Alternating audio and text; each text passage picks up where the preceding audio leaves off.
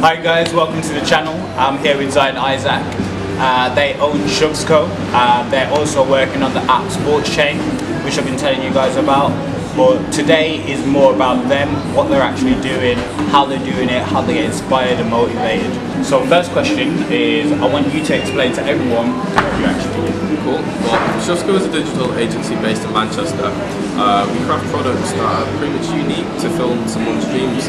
Theo came to us with a dream, we're trying to fulfill it right now. Yeah. We're working together to create a bigger product for the audience that he's going to target.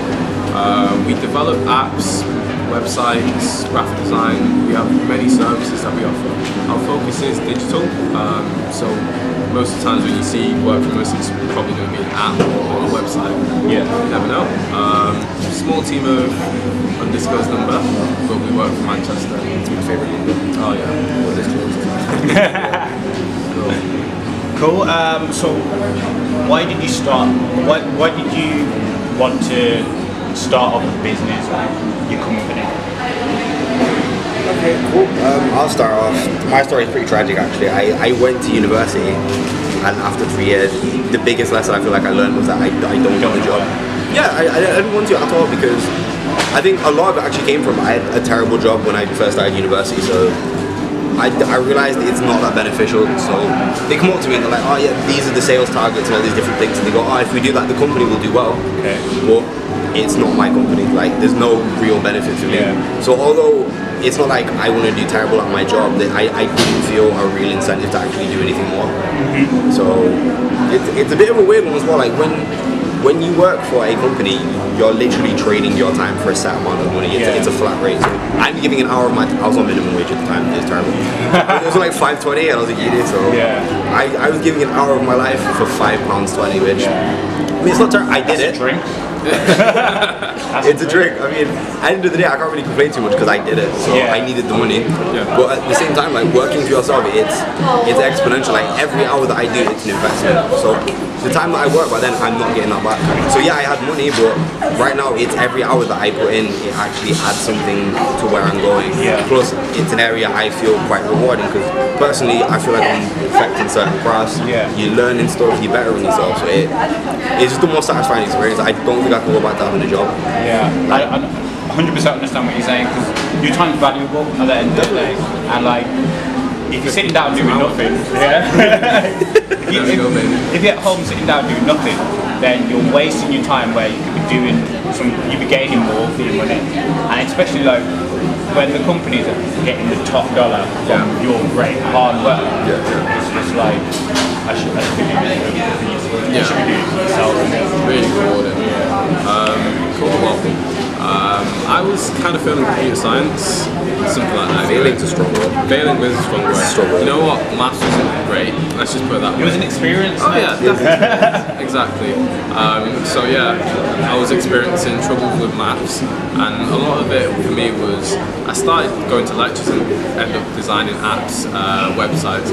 When you're doing computer science, you're not really doing that degree to end up designing, and yeah. It's more like you may want to be a programmer, you may want to be an analyst or something. But I started buying trainers and designing that sort of stuff, and realised maybe my passion's not there right now. Yeah. And the more I did it, the more I realised I'm actually enjoying designing stuff. So I got to the point where one night, I think it was like December, no, it was even earlier than that. No. You're not going to the day. It was early January, I'll tell you, it's early January. So I came home for Christmas, I've realised I may not want to be doing uni full time, because I'm not finding it as fun. So I started designing. I was thinking, I want to get better at designing. So let's try and design something. Looked on Behance for about 20 minutes and thought, cool, I'm going to try this. So it's like a Nike redesign. After I started redesigning it, I posted it online. Didn't expect nothing of it. Then eventually, like 5 people retweeted it, 10 people retweeted it. Then I got to about 15 or 20 retweets, and I was like, whoa. People like what I do. Because like in 2014, I'm not going to say 20 retweets was a lot, but 1,000 retweets was hard to get. So anything closer to the lower end of the scale, like, anything that's above 10 for me was, man, I've smashed it today. So yeah, I got a few retweets and I was thinking, alright, I'm getting retweets now. People like what I do. I don't like my course as much. Why don't I just drop out and do this? Yeah. So off my 15 retweets, thank you everyone. Each and every one of you guys have made me who I am now. But thank you. I hopped and left. I was like, cool. Maybe uni isn't for me. I'm going to drop out. So since dropping out of uni, it's been a journey. It's been a great journey, to be honest. Learning every day. Yeah, a lot of that was just I didn't like uni as much, and since then I've just left Shuffzco with Izaac. What inspired you guys in your craft to actually start your craft? For me, I was actually very interested as a kid. So I think it must have been 12 when I first started. I got into animation. I can't remember why. I think I've always been a bit of a creative kid. Like, I'd throw paint at things, or I'd like throw rocks at glass. I don't know. Like, I was just always like creative, like doing stuff. And I think I got into programming when I was 14. So at the time, I tried to make little games, like little 2D like run around things. And then as it got on, I started programming more stuff. And now I'm far more interested in a lot more of the technical side of what comes with like apps and websites. So a lot of manipulation of data and stuff like that. Like, I'm not great at design, which is one of the first reasons why we actually made each other and started talking. How did you guys meet? We actually went to the same high school, so yeah, we already knew each other. I think it was through Jimmy Order. Yeah, my yeah, she was in white. Shout out to you, yeah. Shout out Jimmy Order. Blessed. You should text me. What makes me? Oh no, sorry. What got me started, I should say. I was about 12 years old. I've got a friend called Tyrone. Yeah. His dad literally he was chilling one day, and his dad literally went, cool. I've got this disc on it. It's called Photoshop, Adobe Photoshop. And I was like, I'm 12 years old. He's handing me a disc and he's saying, play with it. And I was like, cool, dabbling around. After about an hour, I remember my first design. It was kind of good, to be honest. It was better than some of the designs that followed. Yeah, I remember designing and I was thinking, oh, this is cool. And then from there, I started watching YouTube tutorials. I did loads of stuff. These were the days when Facebook was the place where all designers got together and posted the work. So yeah, I was part of that sort of era. Since then, I started growing, and I'm now 20. Since 8 years in, I've just carried on design bit by bit. Each year I'd probably give up and then find something else interesting. But when I hit about 17, 18, I realised I'm just going to keep doing it, and the more I did it, the better I became. So yeah, I just naturally got better over time and started critiquing my work a bit more. And here I am. I'm technically a professional. Yeah.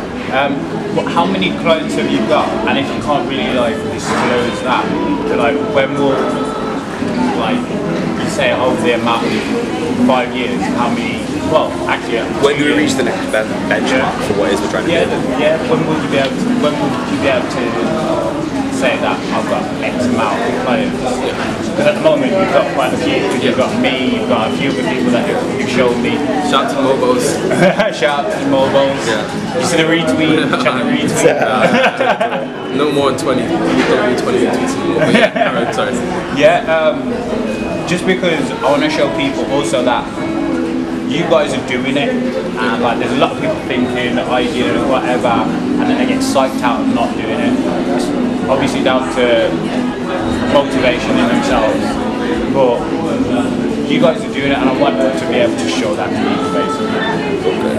I think a nice benchmark to use would be is when we actually reach a point where we feel like we've gone into the next level of what it is that we're doing at the moment. So when we first started our first year, we had maybe like three clients. One of them didn't get finished.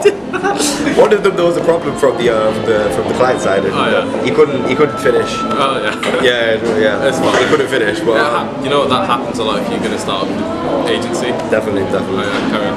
But yeah, so the first year we had I think it was 2-3 clients, and now we're booked up till the end of April at the moment. Yeah. And this year already, I think we've had 6 projects we've been doing, including yourself. Yeah. So I think until we reach the benchmark, I think it'd be. I feel it's 2018, if I'm honest.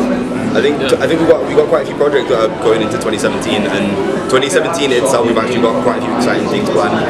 So at the moment, it's not necessarily the size of the project or the massive, how large the project is itself.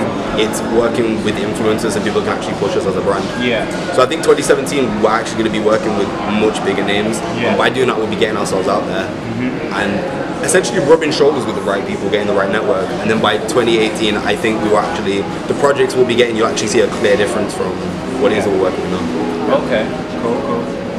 What obstacles do you come into with business, but also in yourself, in your mindset? This is definitely one of me. So in business, I'd say since we started business to where we're at the moment, the main obstacle was having people believe in us.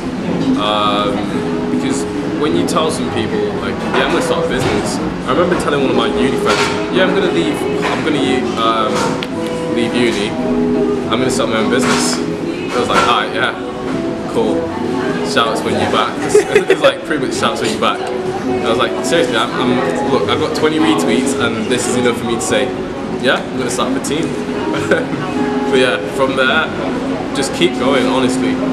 For us, it was basically getting started. Once you get started, figure out, literally look online, figure out where you can gather information from. Try and see if there are people in your position or people that have been in your position. Learn from them. The main thing for me was, I used to pick up the phone people. I would go on Google, I would find people who were freelancers.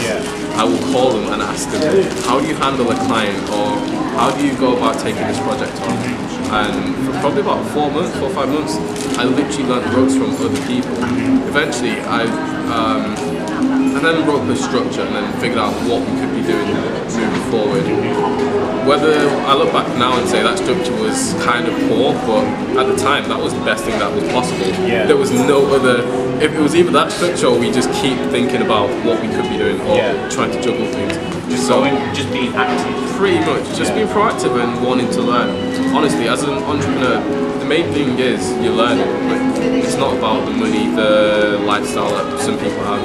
The main thing is you're there to learn and you're going to be learning for life.